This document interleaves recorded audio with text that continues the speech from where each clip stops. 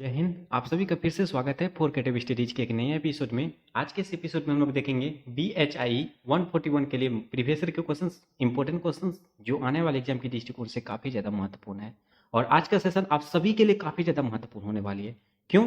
क्योंकि इस सेशन के माध्यम से हम लोग के कुछ बिंदुओं को चर्चा करेंगे। सबसे पहले कुछ बिंदुओं के बारे में मैं बता देता हूँ, जैसे कि अब तक एग्जाम में कौन कौन से क्वेश्चन पूछे जा चुके हैं और कहाँ से क्वेश्चन पूछे जाते हैं, कौन कौन से ऐसे टॉपिक्स हैं जो इंपॉर्टेंट है और हर साल रिपीट होते हैं, और ऐसे कौन कौन से क्वेश्चंस हैं जो हर साल रिपीट हो रहे हैं, और इन क्वेश्चंस इन टॉपिक्स को कहाँ से कवर करें, कैसे पढ़ाई करें, क्योंकि ये सब्जेक्ट आप सबों के लिए काफ़ी ज़्यादा हार्ड होगी, टफ होगी। मुझे भी पता है, कमेंट्स आ रहे हैं, कमेंट के माध्यम से मुझे पता चला। ठीक है, तो मैं इस सेशन के माध्यम से इन तमाम चीज़ों को सॉल्यूशन बताऊंगा और आप सभी हमारे साथ कुछ ही मिनट तक जुड़े रहिए, उसी में सब सब बिंदुओं पर चर्चा हो जाएगी। ठीक है, तो चलिए स्टार्ट करते हैं आज इस सेशन को।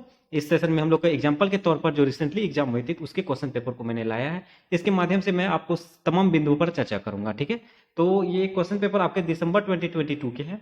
इस सब्जेक्ट का नाम है चीन का इतिहास। इस सब्जेक्ट में जो है ना, चीन का इतिहास सबसे 1840 से 1978 तक के बीच में चीन में जो जो घटनाएं हुई, जिन जिन देशों के साथ समझौता हुई, जो जो युद्ध हुए, इन तमाम चीज़ों को हम लोग इस सेशन के माध्यम से, इस सब्जेक्ट के माध्यम से जानकारियां प्राप्त करते हैं, है ना। तो इस सब्जेक्ट के बारे में आपको जानना बहुत जरूरी है, मतलब चीन का इतिहास इसमें आपको समझ होगी। ओके, ये आपके पता होंगे 100 मार्क्स के एग्जाम होते हैं, 3 घंटे का समय दिया जाता है और इसमें 5 प्रश्न के उत्तर देने होते हैं। ठीक है, तो ये सब चीज़ें आपको ध्यान रखनी है। तो सबसे पहले हम लोग कुछ क्वेश्चन पर चर्चा करेंगे, उसके बाद हम लोग इन तमाम बिंदुओं पर चर्चा करते चलेंगे धीरे धीरे। तो सबसे पहला सवाल क्वेश्चन कहा जाता है कि अफीम व्यापार के चीन पर आर्थिक परिणाम क्या थे और अफीम युद्ध के परिणाम की चर्चा कीजिए।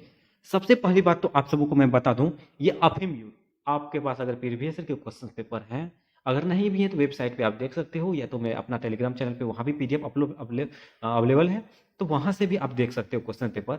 क्या कहा जाता है? अफीम युद्ध। अफीम युद्ध जो है ना, उसमें हर साल पूछे जाते हैं क्वेश्चन को, हर साल।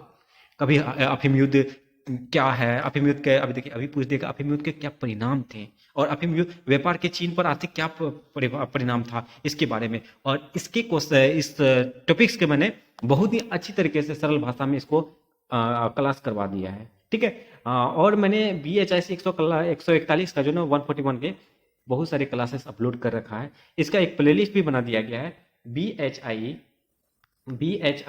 141 के नाम से। ठीक है, प्लेलिस्ट का लिंक आपको डिस्क्रिप्शन बॉक्स में और कमेंट बॉक्स में पिन किया हुआ मिल जाएगा, ऊपर में, सबसे ऊपर में। उस लिंक पर क्लिक करने के बाद जाएंगे ना, सब सारे के सारे क्लासेस कर सकते हैं। जैसे ये अफीम युद्ध क्या है, अफीम युद्ध के बारे में जितने भी क्वेश्चंस बनते हैं उनको मैंने बहुत अच्छे तरीके से एक्सप्लेन किया है, और ये क्वेश्चंस काफी ज्यादा इंपॉर्टेंट है, इसको नजरअंदाज मत करना, कोई भी नहीं। आपके 20 मार्क्स इससे बन सकते हैं। ठीक है, हर साल पूछे गए, इस साल भी पूछे जाने की संभावनाएं हैं, है ना। तो सबसे इसको देख लीजिएगा, इसको मैंने एक्सप्लेन कर रखा है। और नेक्स्ट क्वेश्चन का था बॉक्सर युद्ध। यार वो मतलब कि one of the most important question, ये भी क्वेश्चन कई बार रिपीट गया।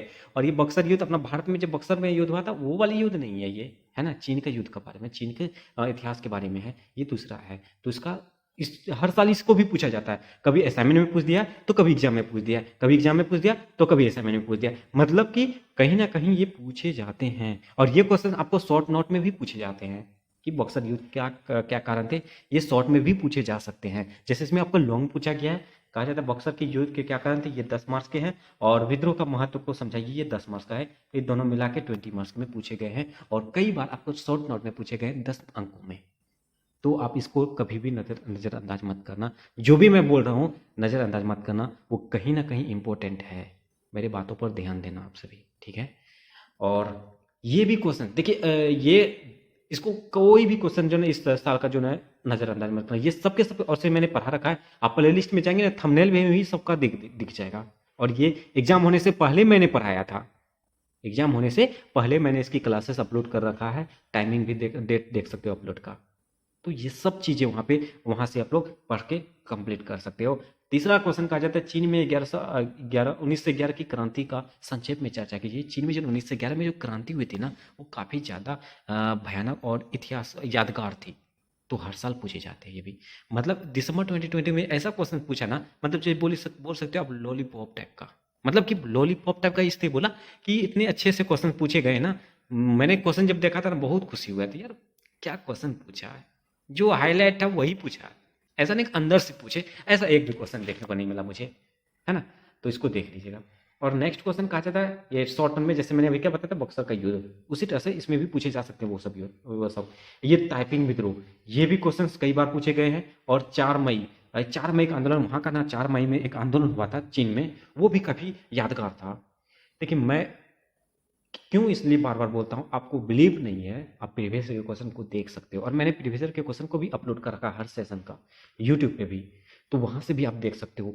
एक भी क्वेश्चन ऐसा नहीं देखने को मिलेगा अब तक जो मैंने दिखाया जो रिपीट नहीं है। अगर रिपीट नहीं हुआ ना तो मैं पढ़ाना छोड़ दूंगा, मैं इतना दावा के साथ बोल रहा हूँ, क्योंकि मैंने इस क्वेश्चन को, इस सब्जेक्ट को मैंने बहुत अच्छे से पूरा का पूरा पढ़ा है, और हर साल क्वेश्चन को मैं देने देखा है, तो मुझे एक्सपीरियंस है, और मैं इसलिए बोल रहा हूँ इतना दावा के साथ। तो कहीं ना कहीं ये इम्पोर्टेंट है।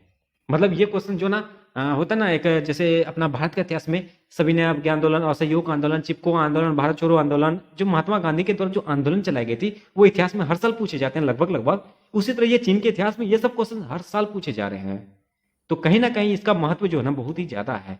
तो इसको आप नजरअंदाज कोई भी मत करना। अगर इन तमाम क्वेश्चनों को अगर पढ़ लेते हो ना सिर्फ इतने को, तो आप बाकी क्वेश्चन, अगर ये क्वेश्चन नहीं अभी आएगा ना, बाकी क्वेश्चन जो ना आपको आएगा ना, वो आपको इससे रिलेट करके क्वेश्चन लिख भी दोगे, अच्छे मार्क्स आ जाएंगे, मैं ये भी बोल सकता हूँ, है ना। ये इंपॉर्टेंट है, इसको देखिएगा। और देखिए फिर क्या कहता है, 1911 फिर से रिपीट हुआ। आप देख सकते हो एक ही सेशन में एक ही क्रांति से दो सवाल पूछे जा रहे हैं, वो भी 20 मार्क्स के। वो कम बड़ी बात नहीं है ना। तो इसको देख लीजिए, ठीक है। कहा जाता है 1911 के बाद नए सांस्कृतिक आंदोलन पर एक लेख लिखे, देखिए एक ही टॉपिक से, एक ही चैप्टर से, उसी में आपको दिया होगा, है ना, तो उसको देख लीजिएगा।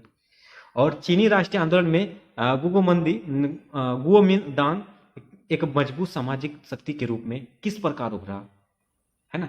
गुओमिंदान व चीनी कम्युनिस्ट पार्टी के बीच मतभेदों की व्याख्या कीजिए। वहां लेकिन कम्युनिस्ट पार्टी और इन दोनों के बीच मतभेद हुआ था, इसको देख लीजिएगा। एक जैसे कि कम्युनिस्ट पार्टी एक होता है ना अपना देश में, जैसे कांग्रेस पार्टी हो गया, कांग्रेस पार्टी आपके सिलेबस में है तो उससे क्वेश्चन बनते हैं, तो उसी तरह से वहां भी एक पार्टी है, तो उनके बारे में जानना जरूरी है, ठीक है। उसी प्रकार नेक्स्ट क्वेश्चन का जाता है यानियान बेस। यानियान बेस, ये भी क्वेश्चन कई बार मैंने देखा है असाइनमेंट एग्जाम में भी शायद पूछा है, नहीं प्रीवियस के क्वेश्चन में ही पूछा गया, ये शायद शॉर्ट नोट में पूछा गया, मुझे अभी माइंड में नहीं आ रहा, लेकिन ये भी देखा हुआ क्वेश्चन है, और आई थिंक मैंने इसको एक्सप्लेन किया है वीडियो में, इसलिए मुझे याद आ रहा है ना। तो इसको भी देख लीजिएगा। और रेड बेस भी इंपॉर्टेंट है, का महत्व का विश्लेषण कीजिए। और फिर संक्षिप्त टिप्पणी के लिए था जियांगसी सोवियत, ये भी देखिएगा। द ग्रेट लीप फॉरवर्ड, ये देखिए 8 सवाल पूछे जाते हैं, और 8 में आपको 5 के क्वेश्चन उत्तर देने हैं। जो मैंने दिसंबर के सेशन के मैंने बताया, लगभग ज्यादा 15 सेशन मैंने अपलोड कर रखा है, उसी में से आपका 5 के 5 क्वेश्चन आप आराम से लिख सकते थे, है ना। तो मैं इतना लिमिटेड करके क्लासेस करवाता हूँ जो आप सभी के लिए कम समय में सफिशियंट हो।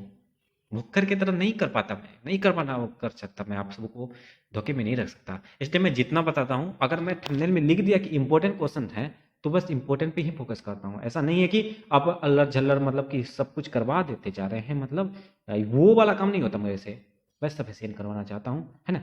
तो आप सबको पता होगा, जो हमारे साथ जुड़े हैं, जो रेगुलरिटी मेंटेन करते हैं, उसको हमारी इंपॉर्टेंट पता है।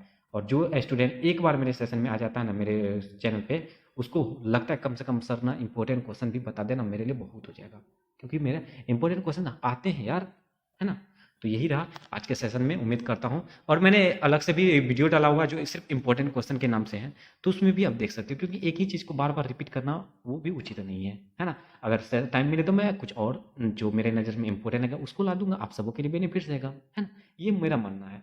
तो आज के लिए इतना ही रहने देंगे, और उम्मीद करता हूँ आज का सेशन आप सबों के लिए काफ़ी ज़्यादा सहायतापूर्ण साबित हुआ होगा। और एक निवेदन भी है, जो भी चैनल में पहली बार आए हैं और चैनल को सब्सक्राइब नहीं किए तो प्लीज़ चैनल को सब्सक्राइब जरूर कर लीजिए, और बेल आइकन का जरूर हिट करें। सेशन अच्छा लगे तो लाइक जरूर कीजिए, कमेंट के माध्यम से जो भी डाउट हो डाउट पूछिए, और अपने दोस्तों को भी ज़्यादा से ज़्यादा शेयर कीजिए। चलिए मिलते हैं आगामी सेशनों में, तब तक के लिए जय हिंद, वंदे मातरम।